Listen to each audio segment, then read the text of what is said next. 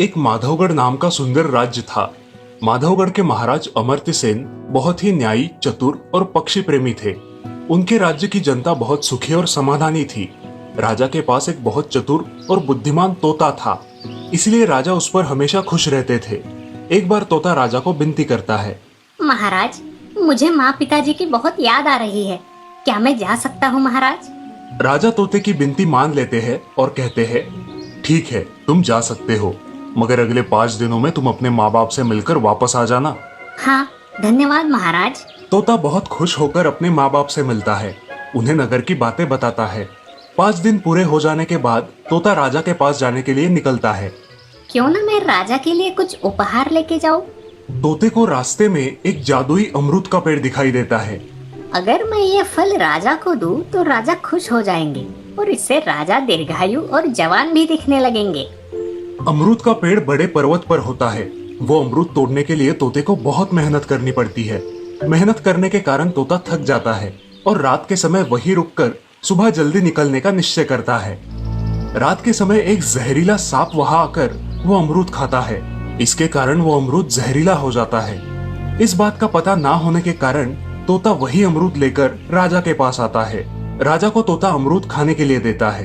तभी एक मंत्री, महाराज, हमारे राज्य के नियम अनुसार राजा को देने वाली सब चीजें पहले चखी जाती है, इसीलिए ये अमरूद भी चखना पड़ेगा।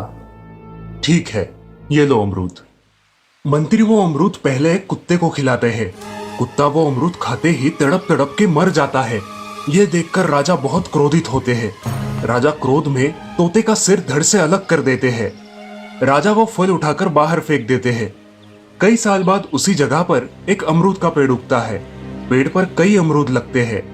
ये देखकर राजा अपने राज्य में सूचित कर देता है कि इस पेड़ के अमरूद को कोई नहीं खाएगा, क्योंकि ये पेड़ भी उस अमरूद की तरह जहरीला है। ऐसे ही एक दिन एक बूढ़ा आदमी राज्य में आकर उस अमरूद के पेड़ के नीचे विश्राम करता है। उस बूढ़े आदमी को इस पेड़ के बारे में कुछ भी पता नहीं होता। भूख लगने की वजह से वो बूढ़ा आदमी पेड़ से एक अमरूद निकालकर खाता है। अमरूद खाकर वो बूढ़ा आदमी जवान हो जाता है। जहरीले पेड़ के अमरूद खाकर एक बूढ़ा आदमी जवान हो गया, ये खबर नगर में आग की तरह फैल जाती है और ये बात मंत्रियों ने राजा को बताई। राजा को इस बात पर विश्वास ही नहीं हुआ। ऐसा कैसे हो सकता है? जहरीले पेड़ के फल भी जहरीले ही होते हैं ना। राजा सच्चाई जानने के लिए उस अमरूद के पेड़ के पास आता है।